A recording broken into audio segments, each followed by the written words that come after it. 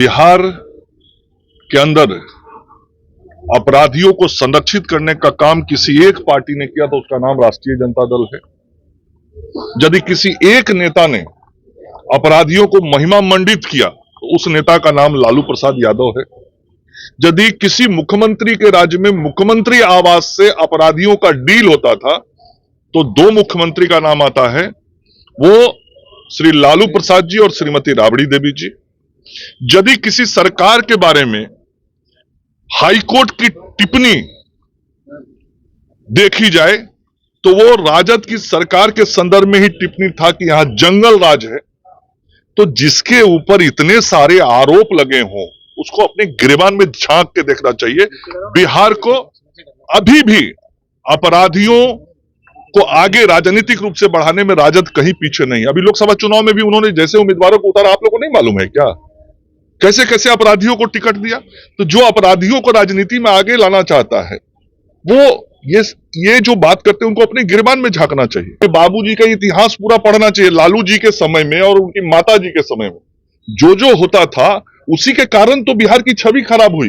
एक किसके कारण? बिहारी कहलाना एक वक्त शर्म की बात होती थी। किसके कारण? लालू प्रसाद जी के कारण। ये इतिहास पढ़ना चाहिए।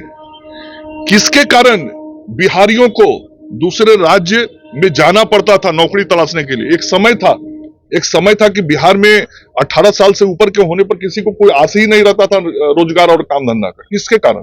लालू प्रसाद जी के कारण, जिसने पूरे बिहार को बेरोजगार बनाया, जिनके कारण बिहार में बेरोजगारी बढ़ी।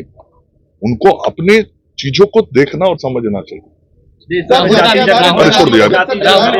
मैं आप लोगों से भी आग्रह करूंगा, मैं जो बातें कहता हूं जरा जाके उनसे भी पूछा करना, लेकिन आप लोग पूछेंगे नहीं, वो भी करिएगा जरा।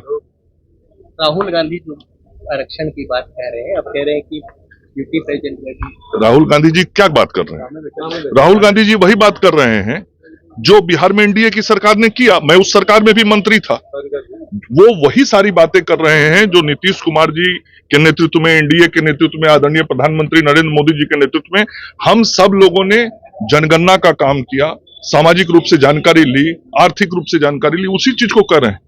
इतने दिनों तक कांग्रेस का राज रहा, उनके पूर्वजों का राज इतने दिनों तक देश में रहा, कांग्रेस पार्टी ने राज किया।